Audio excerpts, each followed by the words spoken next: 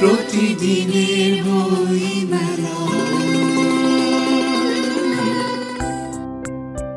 মেলায় দেখা হলো লেখক তাহেরা আফরোজের সঙ্গে, জানালেন তার বই সম্পর্কে।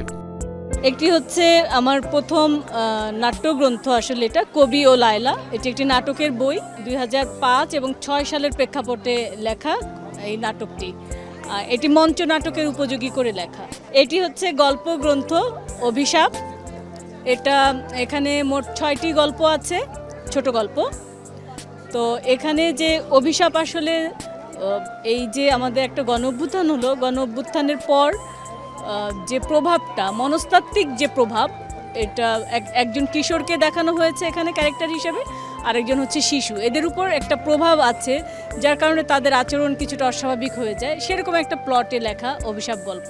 এছাড়া আরও বেশ কয়েকটি গল্প আছে, অব্যক্ত প্রেম, নন্দিনীর হাতঘড়ি, প্রলোভন, ঈর্ষা। প্রতিটি গল্পই আসলে সামাজিক প্রেক্ষাপটে লেখা। আমি মূলত সমাজে একটা মেসেজ দেওয়ার জন্যই এই বিষয়গুলোকে আসলে বেছে নিয়েছি। মেঘদূত প্রকাশন থেকে প্রকাশিত হয়েছে আমার বই দুটি, বইমেলায় স্টল নাম্বার 6 এবং 7।